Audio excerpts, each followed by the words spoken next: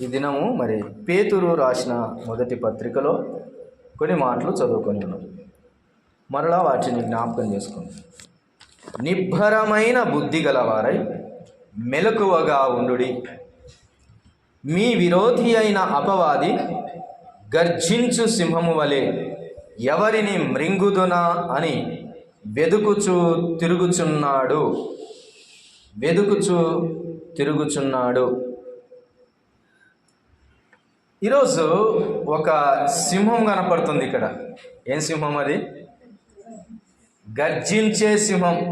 మరి ఈ గర్జించే ఈ అరుపులు మీకు వినబడుతున్నాయా? ఎక్కడ గర్జిస్తున్నాళ్ళేండి అంటారా? సింహ గర్జన. ఏ సింహ గర్జన ఇది? అపవాది అనే సింహ గర్జన. గర్జిస్తుంది ఇది. కానీ నేడు క్రైస్తవులకు ఇది అర్థం కావడం లేదు. ఎందుకనంటే వేరే లోకంలో బ్రతుకుతున్నారు. గర్జించే ఆ సింహం యొక్క గర్జన మనం వినటం జాగ్రత్త పడటానికి మంచిది. అది ఏం చేస్తుంది? అది గర్జించుచున్నది మాత్రమే కాకుండా అది వెదుకుచూ ఉన్నది, తిరుగుచూ ఉన్నాడు. గర్జిస్తూ వెదుకుచూ తిరుగుచూ ఉన్నాడు. ఎందుకని? ఎవనిని మృంగుదునా అని. ఈరోజు ఎవరు ఈ సింహము అని అంటే అపవాది అన్నట్లు మనకు అర్థమవుతుంది. అపవాదిని గురించి మనము ఆలోచన చేయటం మనల్ని మనము బలవంతులుగా చేసుకోవటానికి ఆస్కారం ఉంటుంది. అపవాదిని గురించి ఆలోచించకపోతే ప్రమాదంలో పడే అవకాశం ఉంది. ఎంత స్పీడ్గా నువ్వు కారు తోలడానికి నీకు అనుభవం ఉన్నా ముందొక స్పీడ్ బ్రేకర్ వస్తుందని మనసులో పెట్టుకొని నడపాల. అవునా కదా? ఎంత బైక్ తోలడానికి మనకు బాగా అనువుగా ఉందని తెలిసినా మన చేతిలో ఎప్పుడు బ్రేక్ ఉండనే ఉండాలి. అవునా కదా? బ్రేకు లేకపోతే చాలా కష్టం. కాలు ఎప్పటికీ బ్రేక్ మీదనే ఉంటుంది బండి నడిపేవారికి. అదే చేతుల్లో బ్రేక్ ఉంటే ఎప్పుడు చెయ్యి బ్రేక్ మీద ఉండనే ఉంటుంది. ఎందుకని? ఏ క్షణమైన అపాయం రావచ్చు, బ్రేకులు వేయాల్సి వస్తుంది అని. అలాగే ఎంత భక్తిలో మనం వెళ్తున్నా, ఎంత దేవుడు మనకు తోడై ఉన్నా, ఏ విధంగా మనం ముందుకు సాగిపోతున్నా కానీ ఒక ఆలోచన, ఒక కన్ను వాడి మీద వేయటం ఎంతైనా అవసరం. ఎందుకని? మనము నిర్లక్ష్యంగా ఉన్నప్పుడు వాడు అటాక్ చేస్తాడు. సింహము వేటాడుతున్నప్పుడు ఏం చేస్తుంది? ముందు పసిగడుతుంది.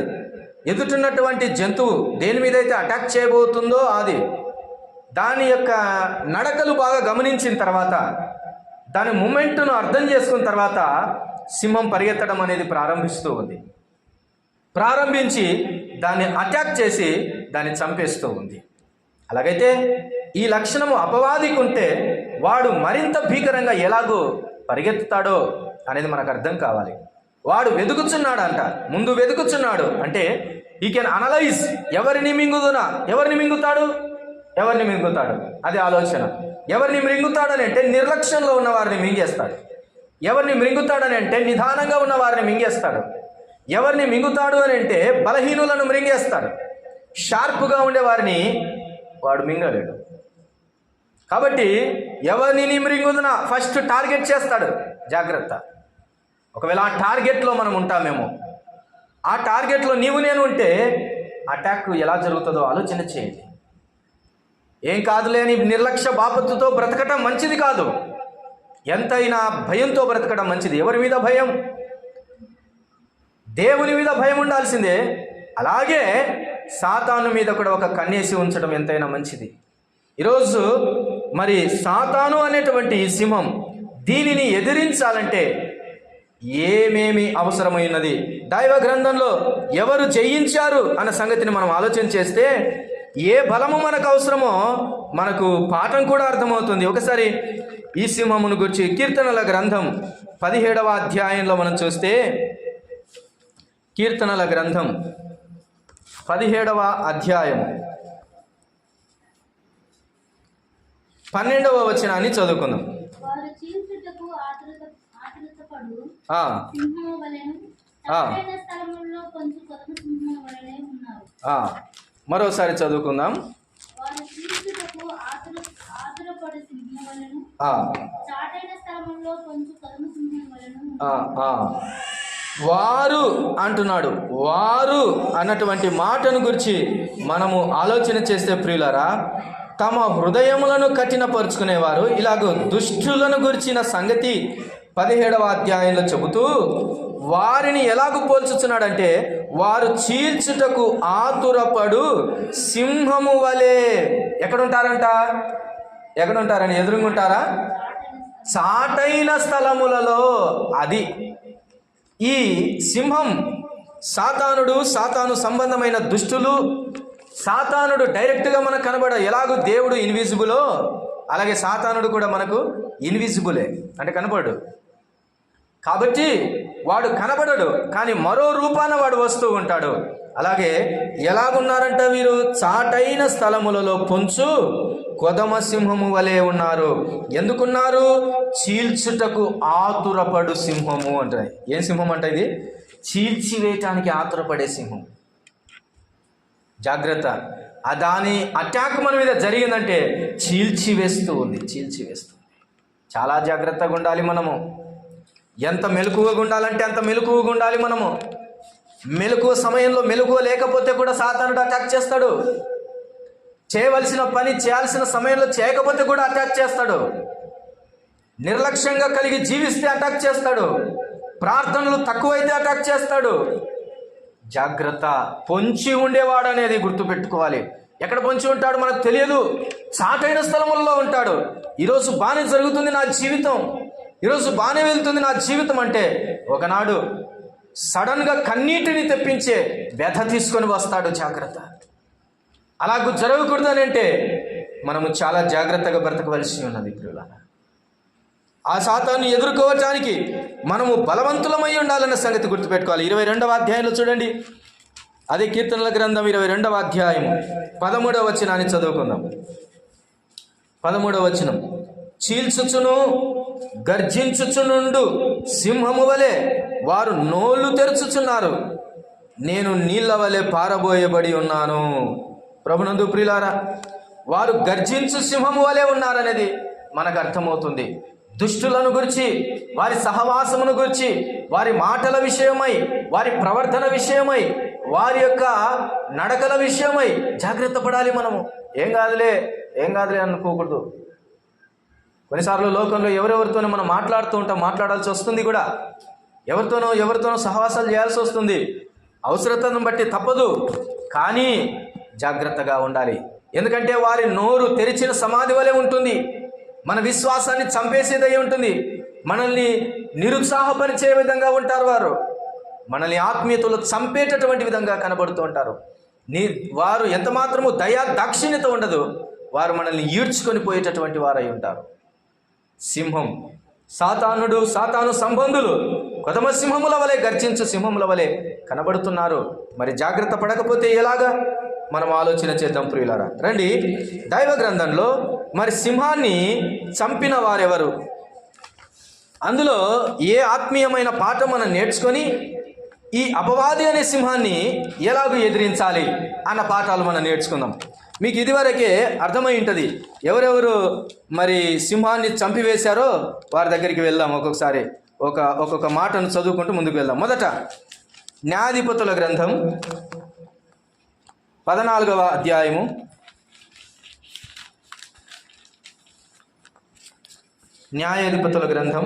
14వ అధ్యాయము 5వ వచన భాగాన్ని మనం చదువుకుందాం.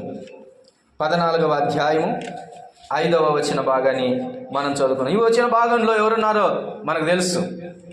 అప్పుడు సంసోను తన తల్లిదండ్రులతో కూడా తిమ్నాతునకు పోయి తిమ్నాతు ద్రాక్ష తోటల వరకు వచ్చినప్పుడు కొదమ సింహము అతని ఎదుటికి బొబ్బరించుచు వచ్చెను. యెహోవా ఆత్మ అతనిని ప్రేరేపింపగా అతని చేతిలో ఏమీ లేకపోయినను ఒకడు మేకపిల్లను చీల్చున్నట్లు అతడు దానిని చీల్చెను. ప్రభునందు ప్రియులారా, సాతాను అనేటువంటి ఈ అపవాదిని చీల్చివేయాలి అంటే మనకు ఒక శక్తి బలము కావాలి. ఏ బలము చేత సంసోను మేక పిల్లను చీల్చివేసినట్లు, అది ఎలాగొచ్చిందంట? అది ఏం సింహం అండి? అక్కడ కొదమ సింహం. ఎట్టొచ్చిందంట? బొబ్బరించుచు వచ్చిందంట. ఇక దొరికాడరా నాకు వీడు, ఈరోజు నాకు ఫుల్గా ఆహారము దొరికినట్లే అని బొబ్బరించుకుంటూ వచ్చిందంట. కొన్నిసార్లు మన మీదకి అలా వస్తాడు సాతానుడు.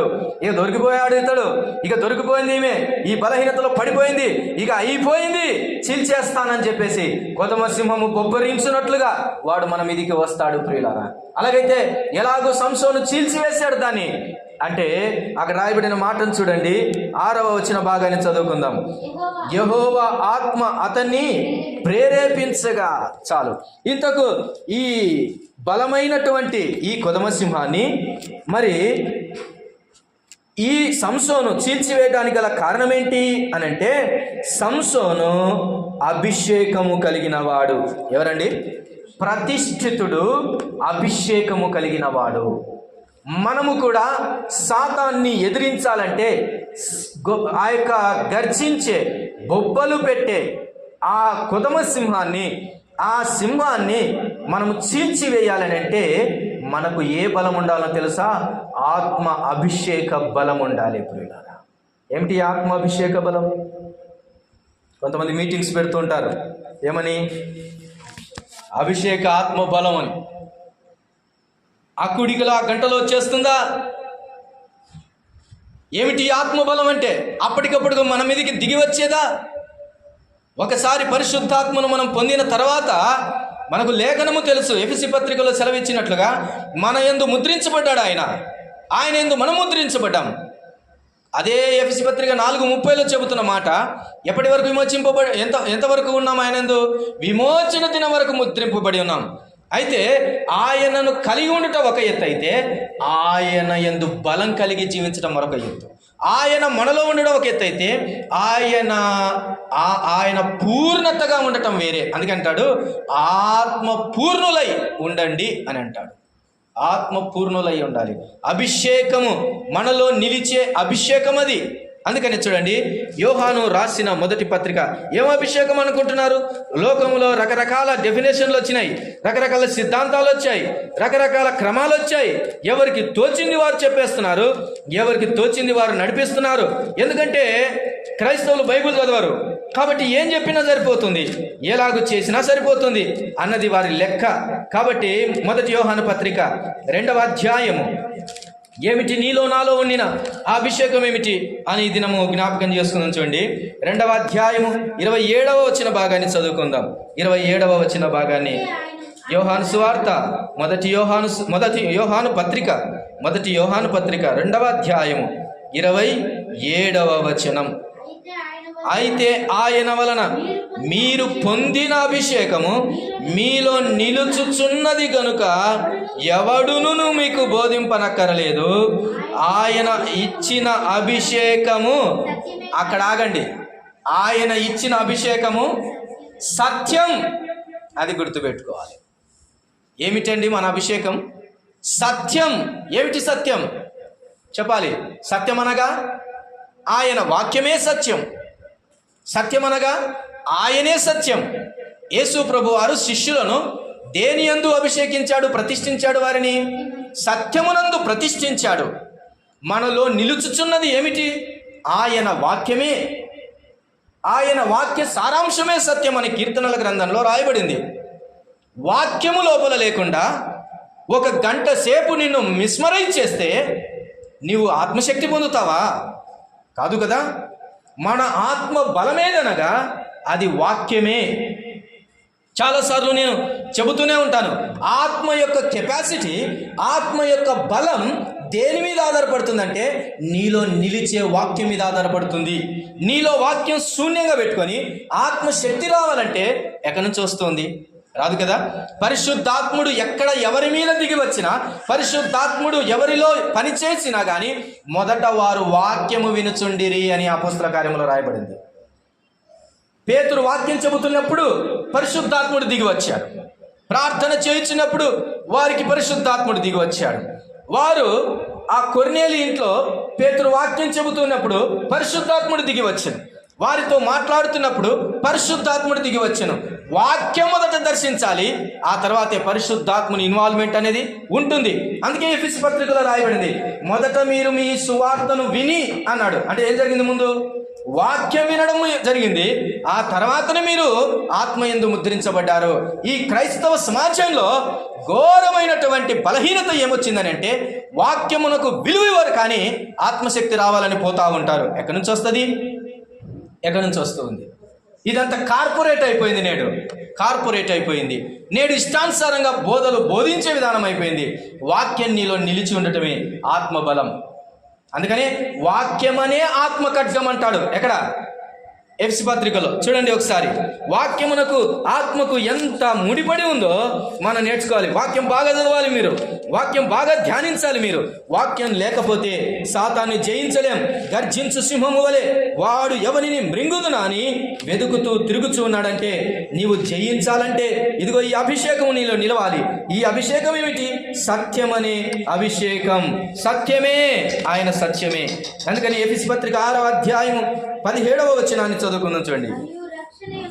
మరియు రక్షణను శిరస్త్రాణమును దేవుని వాక్యము అను. అది మర్చిపోకూడదు.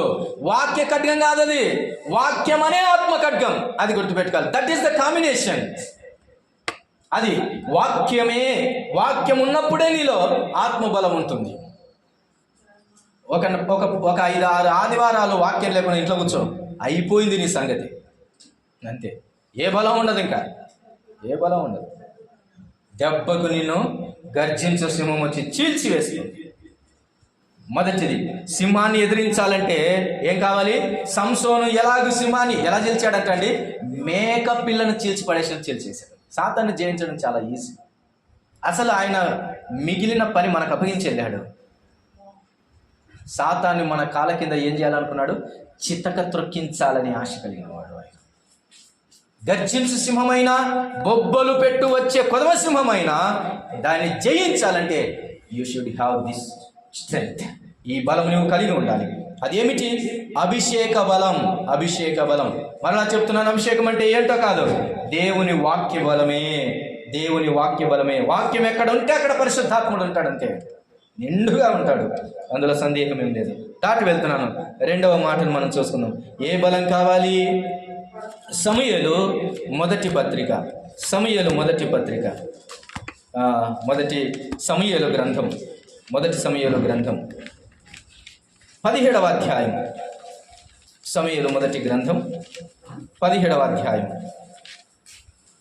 34వ వచనాన్ని చదువుకుందాం. చూడండి, 34వ వచనం. 17వ అధ్యాయము 34వ వచనం. అందుకు దావీదు సౌలుతో ఇట్లా, నేను మీ దాసుడనైన నేను నా తండ్రి యొక్క గొర్రెలను కాయుచుండగా సింహమును ఎలుగుబంటియును వచ్చి మందలో నుండి ఒక గొర్రె పిల్లను ఎత్తుకొని పోచుండగా నేను దానిని తరిమి చంపి దాని నోట నుండి ఆ గొర్రెను విడిపించి తిని, అది నా మీదికి రాగా దాని గడ్డము పట్టుకొని దాన్ని కొట్టి చంపి తిని, నీ దాసుడనైన నేను ఆ సింహమును ఎలుగుబంటిని చంపి తినే.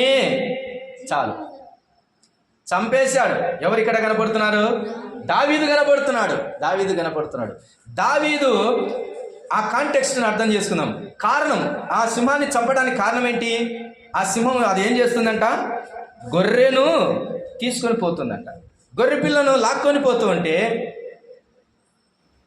కాపరిగా దావీదుకు బాధేసింది. ఇలా అనుకున్నాడు, నా ప్రాణం కంటే నా మేక పిల్ల, నా గొర్రె పిల్లను నేను రక్షించుకోవాలి. ఆ తృష్ణ ఏదైతే ఉందో, ఆ బలం ఏదైతే ఉందో, ఆ ఆశ ఏదైతే ఉందో, అది దావీదు ముందుకెళ్ళి సింహాన్ని చంపేటట్టు చేసింది. ఏ బలం ఉంది అని అంటాను అంటే, కాపరి బలం ఉంది. ఎవరిలో? దావీదులో. ఏ బలం ఉంది? కాపరి బలం. కాపరులు అంటే ఎవరు? సేవకులేనా? కాచే ప్రొటెక్ట్ చేసే, తమ గొర్రెలను లేకపోతే తమ వారిని ప్రొటెక్ట్ చేసుకునేటటువంటి వారు. నేను ఆ మాట అంటాను, నీకు గొర్రెలు లేవనుకో, నీకు సింహంతో పని ఉండదు, అంతేనా కదా? గొర్రెలు లేకపోతే వాడు కాపరే కాడు. కాపరి అయిన వానికి గొర్రెలు ఖచ్చితంగా ఉంటాయి. రెండవది, గొర్రెలను ప్రేమించిన కాపరే సింహపు నోటు నుంచి రక్షించుకుంటాడు. లేకపోతే 1000 గొర్రెలు ఉన్నాయి, పోతే పోనీలో ఒకటి అని అనుకుంటే కష్టం. ప్రేమగల కాపరి, తన గొర్రెల మీద ప్రేమ కలిగిన కాపరి. నేను అంటున్నాను, నీవు ఒక ఆత్మను రక్షించు. ఏమంటున్నాను? నీవు ఒక ఆత్మను సొంతంగా రక్షించు, దాన్ని కాపాడుకునే బాధ్యత నీది అవుతుంది. లేనంత వరకు నీ జీవితం ఎట్లుంటుందో తెలుసా? నాకేంటి లే, నేను రక్షింపబడ్డాను అంతే చాలు. కాపరి బలం సింహాన్ని ఎదిరించేటట్లు ఉంటుంది. బాధ్యత గల హృదయం. నేను ఇలా అంటున్నాను, కాపరి బలం ఉంది దావీదుకు. దావీదును దేవుడు ఎన్నుకున్నాడు కాబట్టి కాపరి యొక్క బలం దావీదులో ఉంది. ఆ కాపరి బలం నీలోనికి రావాలంటే నీకు ఒక గొర్రెపిల్ల ఉండాలి, నీవు ఒకరిని రక్షించిన విధానంలో ఉండాలి. అప్పుడే నీకు భయం ఉంటుంది. ఉదాహరణకు ఒక 4 మన ద్వారా రక్షింపబడ్డారనుకోండి, వారు సరిగా విశ్వాసంలో లేకపోతే ఎట్లుంటుందో తెలుసా? చాలా బాధేస్తుంటుంది. తప్పిపోతుంటే ఎలా ఉంటుంది తెలుసా? చాలా భయమేస్తూ ఉంటుంది, చాలా బాధేస్తుంది. ఈ విషయంలో పౌలు కూడా చాలా శ్రమ పొందాడు, చాలా వేదన పొందాడు. ఈ ఇంటెన్షనల్, ఈ ఆశ నీలో ఉంటే ఈ బలం నీకు వస్తూ ఉంది. సాతాను జయించడానికి ఇది కూడా ఒక బలం, అది గుర్తుపెట్టుకోవాలి. బాధ్యత కలిగిన మనిషి యొక్క బలం ఇది. నీ పిల్లలు, నీ ఇంట్లో ఉన్న పిల్లలు దేవుని రక్షణ పొందితే ఆ బాధ్యత నీది. మొదట సంఘ కాపరిది కాదు, ఎవరిది? మొదట నీ బాధ్యత, నీ బాధ్యత. అప్పుడు ఎట్లా సాతానుడు వచ్చి గొర్రె పిల్లని ఈడ్చుకుపోతాడో అని రోషం పుడుతుంది. అప్పుడు బలం వస్తుంది. కాబట్టి ఇలా రాసి పెట్టుకోండి. ఒకటి, అభిషేక బలం కావాలి. రెండవది, కాపరి బలము కావాలి. అలాగైతే మనందరికీ కాపరి ఒక ఆయన ఉన్నాడు. ఎవరైనా? మన ప్రధాన కాపరి, మన ప్రభు అయిన యేసుక్రీస్తు వారు మన ప్రధాన కాపరి. ఆయన మన కొరకు ప్రాణం పెట్టాడు, ఆయన మనల్ని ప్రేమించాడు, మనల్ని విడిపించాడు. కాబట్టి కాపరి బలం దగ్గరికి వచ్చి దాక్కోవాలి. ఎక్కడికి రావాలి? కాపరి బలము దగ్గరికి రావాలి. మన ప్రభు అయిన దేవుని పాదాల దగ్గరికి వస్తే సాతాను జయించుతాం. సాతానుని జయించాలంటే ప్రభువు ఖచ్చితంగా అవసరం, కాపరి అవసరం. నేడు చాలా మంది విశ్వాసులు కాపరి లేకుండా బ్రతికేస్తా ఉన్నారు. కాపరితో మాకేం పని ఉంది అని అంటూ ఉన్నారు. జాగ్రత్త. కాపరి లేనందువలన, కాపరి స్వరం నీకు లేనందువలన నువ్వు ఓడిపోతున్నావు. కాపరి స్వరము లేనందువలన బలహీనపరచబడుతున్నావు. కాపరి వాక్యము లేకపోవటం వలన నీవు బలహీనపరచబడుతున్నావు. సాతానుడు నీ మీద అటాక్ చేస్తున్నాడు. రక్షింపబడాలంటే, సాతాన్ని జయించాలంటే, సాతాను నోటి నుంచి విడిపించబడాలంటే కాపరి బలము దగ్గరికి రావాలి. 3వ మాటను నేను దాటి వెళ్తున్నాను చూడండి. 3వ మాటను మనం చదువుకుందాం. దానియేలు గ్రంథం 6వ అధ్యాయం. దానియేలు గ్రంథం 6వ అధ్యాయం 13వ వచనాన్ని మనం చదువుకుందాం.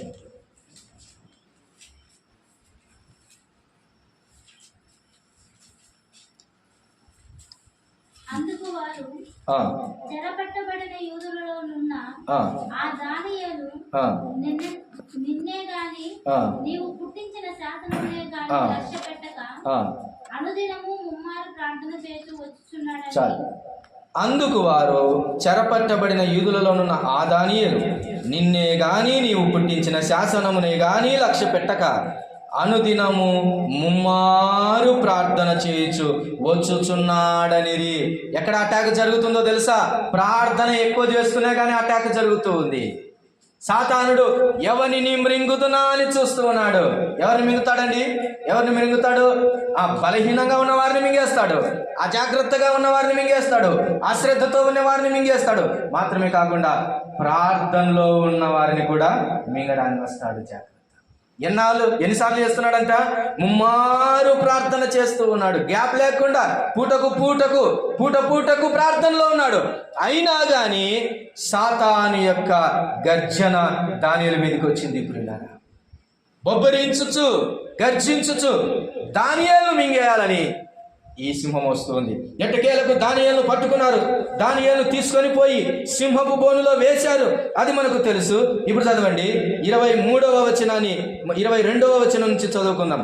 22వ వచనం, నేను నా దేవుని దృష్టికి నిర్దోషినిగా కనబడితిని కనుక ఆయన తన దూతనంపించి సింహములు నాకు ఏ హానియూ చేయకుండా వాటి నోళ్లు ముయించెను.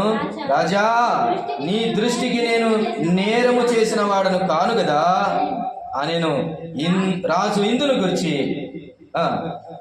అతి సంతోషభరితుడై దానియేలును గుహలో నుండి పైకి తీయుడని ఆజ్ఞగా బంట్రౌతులు దానియేలును బయటికి తీసిరి. అతడు తన దేవుని యందు భయభక్తులు గలవాడైనందున, ఆ మాట మళ్ళా చదవండి, అతడు తన దేవుని యందు భయభక్తులు కలిగిన వాడైనందున అతనికి ఏ హానియు కలుగలేదు. చూసారా, దానియేలు కూడా సింహాల నోళ్ళ దగ్గరకు, ఒక సింహం కాదు, సింహాల బోను, సింహాల గుహ. ఎన్ని సింహాలు ఉన్నాయో అన్ని సింహాలు మాట్లాడుకొని నీకు అది పార్ట్ నాకు ఈ పార్ట్ అని అనుకుంటే తలా ఇంత కూడా రాదు, టిఫిన్ కూడా రాదు దానియేలు. అవునా కదా? అన్ని సింహాలకు టిఫిన్ చేసినట్టు కూడా దొరకడు. కానీ అన్ని సింహాలు కూడా నోరు కట్టుకొని మౌనంగా ఉండగలిగినాయి. సింహాన్ని జయించాలంటే ఏ ప్రార్థన చేస్తున్నాడని సింహము గర్జించిందో అదే ప్రార్థన బలం దానియేలును సింహముల నోటి నుంచి కాపాడింది. నోర్లు మూసుకొని ఉపవాసం ఉన్నాయి అంతే, నోర్లు మూసుకొని ఉపవాసం. రాత్రంతా ఎక్కడ మైండ్ మార్చుకోలేదు సింహాలు, ఎక్కడ మైండ్ మార్చుకోలేదు. ఏముందిలే కాసేపు వేసేద్దామని అనుకోలేదు. సింహాల నోర్లు మూసేయటానికి కారణం దానియేలు ప్రార్థన బలమే. ప్రార్థన బలం, భయభక్తులు కలిగిన ఆ జీవిత బలం దానియేలును కాపాడు. నీ భక్తి అనే బలం, నీ ప్రార్థన అనే బలం నిన్ను కాపాడుతుంది. ప్రార్థన చేస్తున్నావు, సాతాను నీ మీద పంజ వేస్తాడు, ఖచ్చితంగా చూస్తాడు, ప్రణాళిక వేస్తాడు, చూచుచున్నాడు, దొరుకుతావు. కానీ అందులో నుంచి నీవు జయం పొందుతావు. అమ్మవాడు ప్రార్థన చేస్తూనే ఎక్కువ చూస్తాడంట, ప్రార్థన చేస్తోళ్ళ మీదనే ఎక్కువగా ఇచ్చేస్తాడంటానంటే ప్రార్థన చేసేతోళ్ళ మీద చేయి వేస్తాడు కానీ జయించలేడు. అది గుర్తుపెట్టుకోవాలి. That's the power. అదే ప్రార్థన లేకుండా పరధ్యాసలో ఉండి ఇష్టానుసారమైన జీవితంలో భయభక్తి లేకుండా తిరుగుతూ ఉంటే వాడు నెమ్మదిగా వేసేస్తాడు. ఈరోజు చెప్పండి, సాతాను జయించాలంటే, గర్జించే సింహాన్ని జయించాలంటే ఏ బలం కావాలి? అభిషేక బలం కావాలి. రెండవ బలం ఏం కావాలి? కాపరి బలం కావాలి. మూడవది ఏం కావాలి అంటే ప్రార్థనా బలం కావాలి అనేది గుర్తుపెట్టుకోండి. ఎన్ని గంటలు ప్రార్థన చేస్తున్నావు, ఎంతసేపు మోకరిస్తున్నావు, ఎంతసేపు ప్రభువుతో గడుపుతున్నావు అనే సంగతిని జ్ఞాపకం చేసుకోవాలి. 4 మాటలు చెప్తాను. సమూయేలు 2వ గ్రంథం, సమూయేలు 2వ గ్రంథం 23వ అధ్యాయం. సమూయేలు 2వ గ్రంథం 23వ అధ్యాయం 20వ వచనాన్ని చదువుకుందాం. ఇది 20వ వచనాన్ని చదువుకుందాం. 23వ అధ్యాయము 20వ వచనం. మరియు కబ్సెయేలు ఊరివాడైన క్రియల చేత ఘనత నొందిన ఒక పరాక్రమశాలికి పుట్టిన యెహోయాదా కుమారుడైన బెనాయా అను ఒకడు ఉండెను. ఇతడు మోయాబీల సంబంధులకు ఆ ఇద్దరు శూరులను హతము చేసెను. మరియు మంచు కాలమున బయలు వెడలి బావిలో దాగియున్న ఒక సింహమును చంపివేసెను. ఎవరు కనబడుతున్నారు? బెనాయా కనబడుతున్నాడు. బెనాయా అనేటటువంటి ఇతడు తన పితరుల గురించి ఉన్నటువంటి సాక్ష్యం ఏంటి అని అంటే, మరియు కబ్సెయేలు ఊరివాడై క్రియల చేత ఘనత నొందినవాడు తన పితరుడు. బెనయా పితరుడు ఎలాంటి వాడంట? క్రియల చేత ఘనత నొందినవాడు. ఘనత నొందినవాడు. నేను అంటాను, క్రియల బలం. ఏ బలం? క్రియల బలం. నీ జీవితంలో విశ్వాస క్రియల బలం ఉంటే సాతాను జయిస్తావు. క్రియలు లేకపోతే చచ్చిన వాడవే అనేది అర్థమవుతుంది. క్రియలు లేకపోతే బలహీనులమే, జయించలేము. ఇతని గురించి సమయాలు దినవృత్తాంతంలో మొదటి గ్రంథం 11వ అధ్యాయము 22వ వచనాన్ని కూడా చదువుకున్నాం. అక్కడ మరింతగా శ్రేష్టమైన ఒక మాటను మనం చూస్తాం. చూడండి, 22వ వచనం, 11వ అధ్యాయము మొదటి దినవృత్తాంతంలో గ్రంథం 11వ అధ్యాయము 22వ వచనం. మరియు కబ్షయేలు సంబంధుడును పరాక్రమవంతుడునైన ఒకనికి పుట్టిన యెహోయాదా కుమారుడైన బెనాయాయును విక్రమ క్రియల వలన గొప్పవాడాయను. ఎట్లాంటి క్రియలు అండి? విక్రమ క్రియలు. విక్రమార్కుడు అంటుంటారు లోకంలో కొన్ని పేరు. విక్రమ క్రియలు, అద్భుతమైనటువంటి క్రియలు. ఎందుకు బెనాయకు అంత బలం వచ్చి ఎక్కడ దాక్కుందంటే అది బావిలో దాగి ఉన్న సింహాన్ని ఈడ్చుకొని వచ్చి మరి చంపేశాడు. మంచు కాలమున మనం వణకడమే ఎక్కువ. మనం వణికేది వణుకుతూ ఉంటే మళ్ళీ సింహం కనపడినప్పుడు ఆ వణుకుతాడైతే ఇక వణుకులోనే చచ్చిపోతామేమో. కానీ ఆ సింహాన్ని పట్టుకొని చంపేశాడండి. కారణం అతని క్రియలు.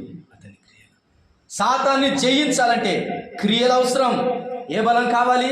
క్రియల బలము కావాలి. విశ్వాసం నేర్చుకుంటున్నావు, విశ్వాసం అంటే తెలుసు, నీకు దేవుడు అంటే తెలుసు, విశ్వాస క్రియలంటే కూడా తెలుసు. మరి క్రియలేది? ప్రతిదినము దేవుని క్రియలు ఎక్కడ చేస్తున్నావు? మన మాటలోను, తీరులోను, విధానంలోను, ప్రేమలోను, విశ్వాసంలోను, బయట, ఇంట, లోకంలో ఎక్కడున్నాయి నీ క్రియలు? నీ క్రియలు నీకు బలాన్నిస్తాయి. క్రియలు లేకపోతే బలహీనులం అవుతాం. కాబట్టి బెనయ ఒక మంచి ఎగ్జాంపుల్గా మనకు కనబడుతున్నాడు. సింహాన్ని చంపిన వారిలో ఇతడు కూడా కనబడుతున్నాడు. సింహాన్ని చంపాలంటే క్రియల బలం. ఎంత బారాశాడండి పరిశుద్ధాత్మ దేవుడు. విక్రమ క్రియలు కలిగిన వాడంట. ఎంత బిరుదు ఇచ్చాడు కదా దేవుడు. క్రియలలో బిరుదు. నీ క్రియలు, నీ సక్రియలు, నీ ప్రవర్తన క్రియలు, నీ ఆలోచన విధానంలో ఉండే వాటిని బట్టి నీ క్రియలు ఎలాగుంటున్నాయి జ్ఞాపకం చేసుకోవాలి.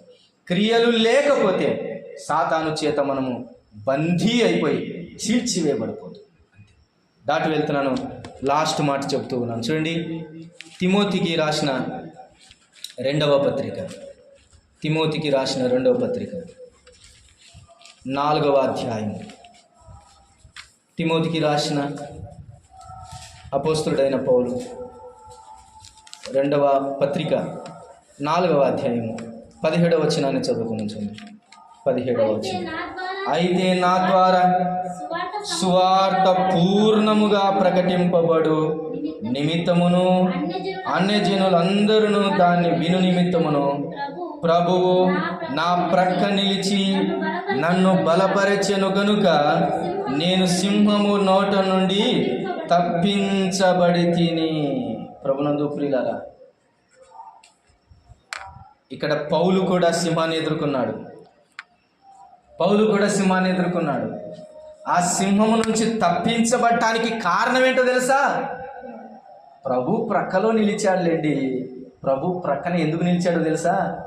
పౌలు సువార్త ప్రకటించుచున్నాడు కాబట్టి. నేను ఇలా అంటాను, అపవాదిని జయించాలంటే సువార్త బలం కావాలి. ఏ బలం కావాలి? సువార్త బలం. సువార్తను చేతబట్టుకున్నవాడంటే సాతానుకి భయం. సువార్త పట్టుకున్నవాడు ఎక్కడ ఉంటే అక్కడ ప్రభు అని ప్రక్కలో ఉంటాడు. అది కాదు సువార్త బలం. ఈరోజు సువార్త నీవు ప్రకటిస్తే నీకు బలం వస్తుంది. ఒక్కరికైనా ప్రకటించు, నీకు బలం వస్తుంది. అంటే మనల్ని మనము బలం ఎలా తెచ్చుకుంటామండి అంటే ఇలాగే తెచ్చుకుంటాం. మనల్ని మనము ఉజ్జీవింప చేసుకోవటం వలన బలం తెచ్చుకుంటాం. ఎక్కడి నుంచో దిగిరాదు బలం, ఎక్కడి నుంచో దిగిరాదు బలము. అప్పటికప్పుడు ఎక్కడి నుంచి వస్తుంది? నీలో వాక్యం సమృద్ధిగా ఉంటే బలము నీకు వస్తూ ఉంది. నీలో ప్రార్థన ఎక్కువగా ఉంటే నీలో బలం వస్తుంది. నీవు ఆత్మలను రక్షించిన వాడవైతే నీకు బలం వస్తుంది. కాపరి గుణము నీలో ఉంటే బలం వస్తుంది. క్రియలుంటే నీకు బలం వస్తుంది. ఇక్కడ ఎందుకు అంత తప్పించబడటానికి కారణం ఏంటి? ప్రభు పక్షాన నిలబడటానికి కారణం ఏంటి? సువార్త బలం అన్నాడు ఇదే పౌలు. సువార్త ప్రకటించని ఎడల అయ్యో నాకు శ్రమ అన్నాడు. ఏం శ్రమ? సువార్త ప్రకటించకపోతే నీలో బలము తగ్గిపోతూ ఉంది. సువార్త ప్రకటించే వారి పాదములు సియోనులో ఎంతో రమ్యములుగా కనబడుతున్నాయి, ఎంత సౌందర్యములుగా కనబడుతూ ఉన్నాయి. సువార్త ప్రకటిస్తే నీకు బలం ఉంటుంది, బలం ఉంటుంది. సువార్త శక్తి నువ్వు అనుభవించు. సిలువను గూర్చిన వార్తనే కదా సువార్త. అది రక్షింపబడుతున్న మనకు శక్తి అని ఎన్నిసార్లు విన్నాము. ఎప్పుడు శక్తి వస్తుంది? నీ నోట సువార్త వినపడాలి. 10 మందికైనా, ఒక్కరికైనా సువార్త ప్రకటించాలి. ఈరోజు ఒక నిర్ణయాన్ని తీసుకో. దేవా, నెలలో ఒక్కరికైనా నేను సువార్త ప్రకటించడానికి సహాయం చేయి. ఈ నిర్ణయం నువ్వు తీసుకుంటే నీ ప్రక్కలో ఎవరు నిలబడతారో తెలుసా? యేసు ప్రభువే నిలబడతాడంతే. యేసు ప్రభు నీ ప్రక్కలో నిలబడితే సాతానుడు ఆ నుంచి అట్లే వెళ్ళిపోతాడు. భయం పడికి. ఎక్కడుంది బలం సాతాన్ని జయించడానికంటే? ఇదిగో గర్జించుచు వచ్చుచున్న, వెతుకుచు తిరుగుచున్న ఆ సింహాన్ని చీల్చివేసిన గనులు ఇక్కడ మనకు కనబడుతున్నారు. చీల్చివేయబడటానికి గల కారణాలు మనకు దొరికాయి. ఇదే అవగాహన కలిగిన వారమై, ఇదే బలాన్ని పొందుకున్న వారమైతే మనం కూడా సాతాన్ని ఏం చేయొచ్చు? చీల్చివేయవచ్చు. నేను మాటలు ముగిస్తూ ఉన్నాను. ఎన్నిసార్లు ఓడిపోయాం మనం సాతాను చేతులు? ఎన్నిసార్లు మనము చీల్చివేయబడటానికి అవకాశం వచ్చింది? ఎన్నిసార్లు మన గొంతు పట్టుకోవడానికి వచ్చాడు? ఎన్నిసార్లు మనల్ని ఈడ్చుకొని పొదలోనికి వెళ్ళాడు? ఎన్నిసార్లు మనల్ని గాయాలు చేశాడు? తెలియట్లా. సింహపు పంజా పడింది చాలామంది మీద, రక్తాలు కారుతున్నాయి. ఇప్పుడైనా లేచి బలం పొందుకొని సింహాన్ని జయించాలి అని అంటే ఇలాంటి బలం నీలో పునరుద్ధరించుకోవాలి. అలాంటి బలం దయచేసేవాడు దేవుడే. నీ అభిషేకాన్ని నువ్వు ఆలోచించి, కాపరి బలాన్ని నీవు గ్రహించు, ప్రార్థన బలాన్ని నీవు గ్రహించు, నీ క్రియల వలన వచ్చే బలాన్ని నీవు గ్రహించు, నీవు స్వార్థ ప్రకటించడం వలన వచ్చే బలాన్ని రుచి చూడు. ఆ బలం చేత సాతాన్ని జయించు. రోమాపత్రికలో ఒక మాట అంటాడు, this is a goal of Christ. Yesu ప్రభు వారికి ఉన్న ఒక గోల్ ఇది. మన ఎడల ఆయనకున్న ఒక ప్రణాళిక ఇది, ఒక ఆశ ఇది.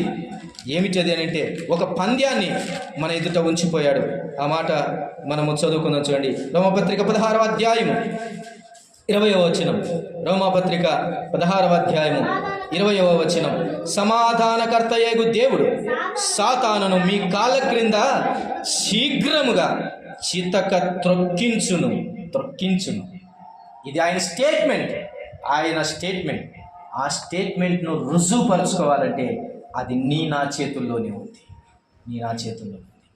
సింహాల నోళ్లను మూయించేది, సింహాలను నోటిని చీల్చి మేక పిల్లలాగా చీల్చివేయాలంటే, ఎదుట ఉన్న మౌనంగా నోరు మూసుకొని సింహాలు ఉండాలి అని అంటే, సింహాలు మనల్ని చూసి పారిపోవాలి అంటే కూడా మన దగ్గర ఈ బలాలు 5 బలాలు మనం కలిగి ఉండాలి.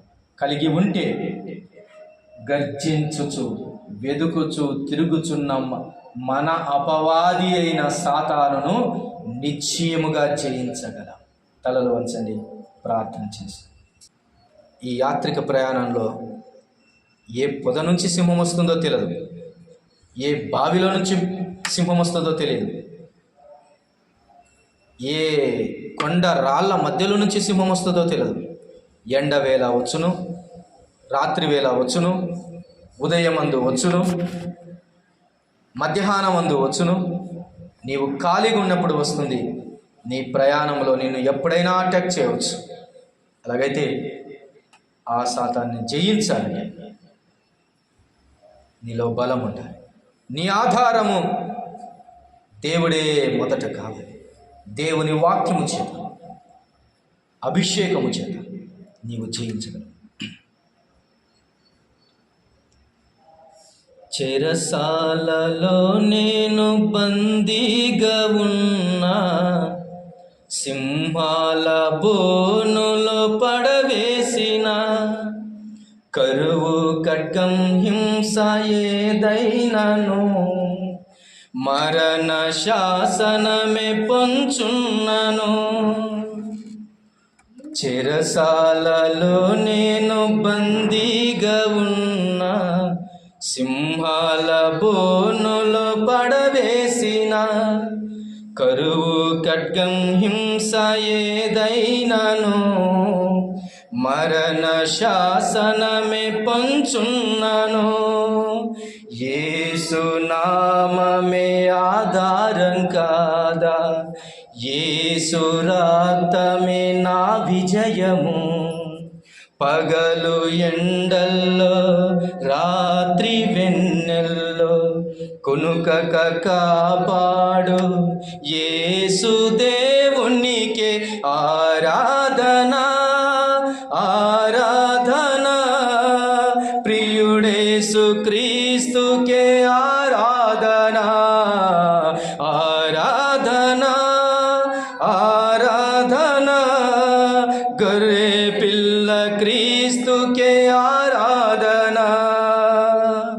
ఏ సమయమందైనా, ఏ స్థలమందైనా, ఏ స్థితిలో నేనున్నా స్తుతి పాడెదను. ఏ సమయమందైనా, ఏ స్థలమందైనా, ఏ స్థితిలో నేనున్నా స్తుతి పాడెదను.